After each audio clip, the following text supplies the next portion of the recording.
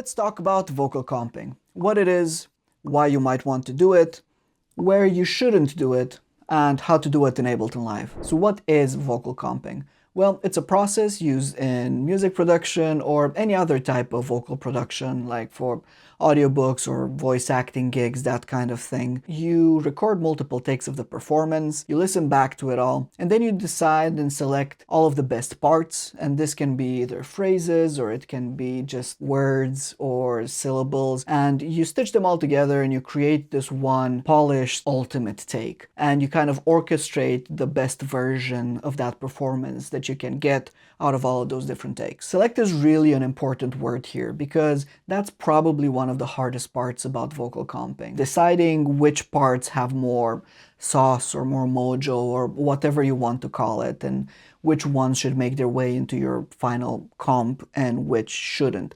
So there's a lot of decision making every step of the way. Now, if you just want to learn how to do this process in Ableton, feel free to just skip to whichever part of this video you're interested in. There's chapters below.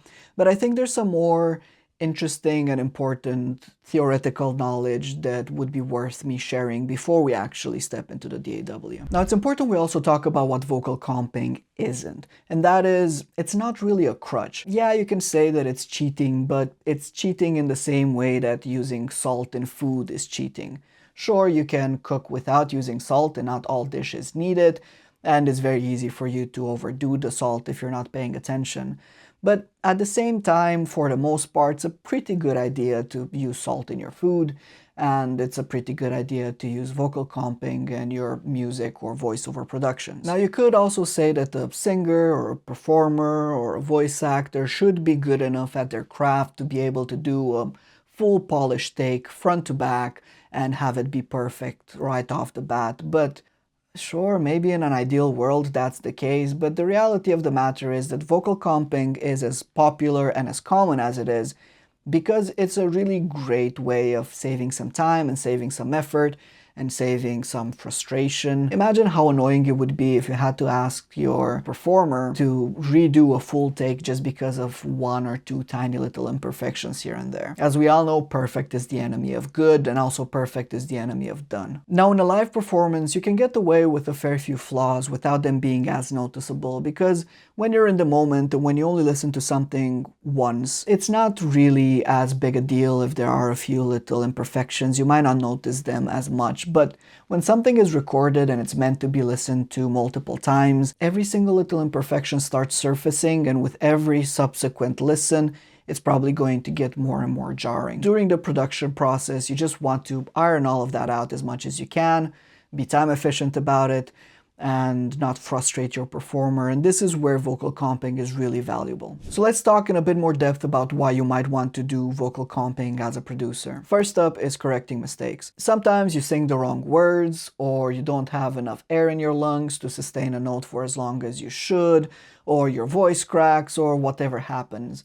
If that's the case, you can just swap out the bad part with a better part from a better take, and that's you. Second up is chasing perfection. Now, the standard for quality in music these days is pretty wild, to be honest. There's this expectation of polish and perfection even from bedroom producers, especially when trying to compete with whatever's in the charts. And the thing is that the closer you are on the musical spectrum to the realm of pop, the higher the expectation of flawlessness and perfection there is. Billie Eilish and Finneas were saying in an interview that whenever they record music, Billie does tens or even hundreds of takes, and Finneas comps down sometimes to the syllable level just to get that sort of flawless performance. Obviously, not everyone might get as surgical or detailed with their vocal comping, but regardless of how accomplished and skilled of an artist you are or you're working with, taking advantage of vocal comping in your productions is a good idea. Now, the third and last reason why you might want to be using vocal comping in your own productions is that it allows you to put together the most expressive performance. Movie directors get to choose which take has the perfect level of emotion and expression, and this really isn't any different from that. Something I say often is that these days with tools like Auto-Tune and Melodyne, you can pretty much fix any bad pitch or tone or even rhythm, but you can't really correct any flat performance. If the expression isn't there, it just isn't there. As a singer myself, I tend to hyper-focus on pitch, rhythm, and tone, and I find that this oftentimes leaves me with not a whole lot of bandwidth for focusing on emotion and the actual sort of performance and interpretation. Because of that, I try to give myself 1 or 2 takes where I just sort of let loose and I don't focus too much on pitch, rhythm, tone, but instead I focus on expressivity. And I find that oftentimes these are the takes that actually make it into the final comp. So while this isn't really vocal comping advice, if you're a producer and you work with other people, do feel free to encourage them to let loose and at least do a couple of takes where it's full on emotion without too much consideration for how correctly they're singing the piece, and you might be getting better results. At the end of the day, you still need good takes to comp from, but again, you can correct those sort of things, but emotion, good luck. So we covered what comping is and what it's good for and why you should be doing it. Now let's talk about when you shouldn't be doing it. With all the polish that you can bring in through this vocal comping process, you can often lose some of the live performance sort of feeling of a song and make it sound a little bit too polished and sterile. So the more you're chasing a live sound, I think the less vocal comping you should actually be doing. The little imperfections you might be getting rid of when you're vocal comping are exactly the kind of stuff that makes a performance feel, well, alive. When I do covers for shorts or TikTok content, I almost never comp or pitch correct my vocals, and that's really to preserve that sort of sense of authenticity and of a live performance. So if you do that type of content yourself, I'd suggest getting as good of a take as you possibly can and just sort of live with it. Just be you, bro. Right, with all that theory out of the way, let me show you 2 ways of how you can comp vocals in Ableton. The first way is the more intended way, or at least Ableton has a few features that come in handy. And the second way could be seen as a little bit less efficient, but it's the way I prefer, and I'll tell you why I prefer it once we get there. I'm using Ableton 12 Standard, and I'm going to make the assumption that you're not very familiar with either Ableton as a DAW, or with vocal production in general. But if you have any questions at any point, feel free to drop them in the comment section below, and I'll do my best to get back to you. Ableton opens up in clip view, but to do any vocal comping, you want to be in arrangement view.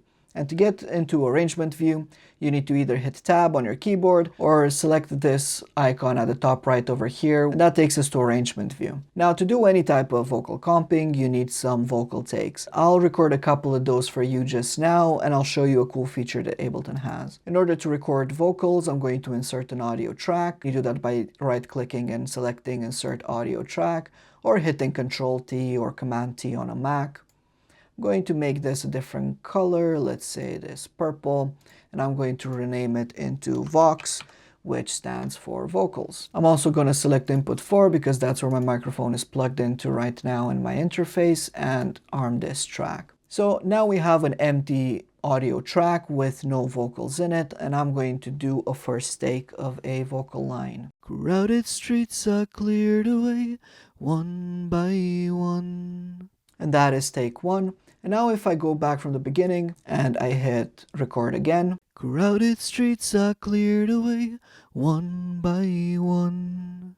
Ableton has a cool feature where it saves up all the takes you record and it keeps them in these things called lanes. And in order to access those lanes, you need to click on this little icon that appeared after recording the second take. And if we click into it, we're going to see that there are 2 different lanes. Lane 1 has the first vocal take, and lane 2 has the second vocal take, and with each subsequent recording you do, Ableton is going to save and create another lane under that vocal track, so you'll be able to see everything that you've recorded, and then from everything you've recorded you can select all the parts you like and sort of compose them or stitch them into this top level track over here, which I'm going to call the parent track. Now if you look closely over here, lane 1 has this darker purple color or lavender color, and lane 2 has this brighter lavender color. What that means is that none of the audio from the first take is being used into this top level parent track, but all of the audio from the second take is being used. Now, if I come up here and I delete everything from the parent track, you'll see that both of these get deselected, or they turn into this darker shade of lavender. So if I want to start assembling or stitching together my take, what I would first need to do is I would need to listen to both of these tracks and decide which one sounds better to my ears. In order to listen to the vocal takes individually, what you would need to do is hit the speaker icon down here. Crowded streets are cleared away one by one. And the second one. Crowded streets are cleared away one by one. So let's say I want to keep the first phrase from the first take and the second phrase from the second take. In order to do that, I would select all of the audio that I want from the first take, and I will hit enter on my keyboard. And that's going to bring this bit over here and move it up here. And I'm going to select what I want from the second take and hit enter again. And that's going to bring it into my parent track as well. And now, if I listen to this track, we have crowded streets are cleared away one by one. Something that does happen often whenever you do vocal comping is that those two tracks aren't going to align or match very well with each other. So what you would want to do in that kind of a situation is try to avoid having cuts in less than ideal places. Right here, the cut is really in the middle of a breath. And I have a couple of different ways that I can fix it. I can either delete the entire breath. That's something I don't prefer doing myself. I like keeping the breaths into my music whenever I record vocals because it makes my vocals sound a little bit more natural and organic. And then whenever you take out the breaths, you end up with a vocal that sounds a lot more sterile and a lot more robotic. I keep my breaths in, and then later in the vocal production process, I make them quieter so they're not as pronounced or as in your face, but they're still in there and you can still sort of hear them. Which of the two breaths are we keeping? We have a breath in the first take and a breath in the second take. I'm going to use the breath in the second take because that was the breath I took in before singing that part. And if you go up next to the label, you're going to see this square bracket at the top, and you can just extend it by clicking and dragging to the left up until it meets the other track. And now if I want, I can crossfade in between these tracks, which means that the first take is going to get quieter as the second take gets louder. And now we should have a smoother transition between the two. Crowded streets are cleared away one by one. So that is the first and the intended way to do vocal comping in Ableton. And let me show you my own preferred way. So whenever I record vocals, I would record them the same way I just showed you. I would use one single track and I would record multiple lanes into that one track. Once I'm done recording though, I would first create a whole bunch of different audio tracks. And in Ableton, if you create an audio track, say by pressing Ctrl-T several different times, you'll see that we create these audio tracks, and all of these audio tracks have a different color. And this is really important for me. What I would then do is I would take all of the lanes and split them and add them into all of these different tracks, and then assign the colors of these tracks to all of those lanes. So let me show you exactly what I mean. I pre-prepared a few different vocal takes of my song Try. I'm going to cut out the audio from all of these different takes and I'm going to move them into the tracks that I just created. So let's start with this one here. I'm hitting cut and paste on my keyboard, and then the second one down here, third one, and so on. And now that I've done that, I'm going to right click on every single one and hit assign track color to clips. Once I'm done coloring all of these tracks, I would go back to my main vocal track. I would delete all of the various lanes. You don't have to, I just prefer doing that. Once I'm done with that, I would take all of the various vocal takes and group them all together. So I would select all of them and hit Ctrl-G on my keyboard, and that would create a vocal group. What I would do now is I would listen to every single one of these takes and figure out which one I prefer. And what I would do is I would move this into what will now become my parent track, or in this case is going to be the comped track. And I'm going to hover on top of this band over here and just move that bit onto the parent track. I'm going to select this and then move it up. Rather than having what we previously had, various shades of this lavender color, what we end up having is a little bit more of a colorful comp. And the reason for doing this is that if at any point I want to double this vocal, I already have 6 takes and I can just choose colors that are not already in the main comp for the double or the triple. There's a stacking effect, there's a chorusing effect, and if I weren't to do that, if I were to just have 2 instances of the same track coming from the same take, what we hear is just this. And if I have just one, so if you want to do any sort of vocal stacking, you need to make sure that you stack parts coming from different takes, because that's what you're really looking for, is those little differences in those takes is what's going to make this sound like there's multiple people singing at the same time, or that the same person is singing the same part multiple times. Okay, let me show you an example from an actual session I've been working on recently. This is for my band Page Left Blank's debut single called Never Again. And if you look at it, you can see that it's really, really colorful. I've applied the same exact process I described earlier. I made all of the various different vocal takes into a different color, and then I started assembling my lead vocal take. I could see all of the various gaps where I took pieces from, but I still had enough good material that I could use to have a vocal double, which is really useful for choruses and also places where the vocal gets a little bit lost and you want to give it a little bit more oomph.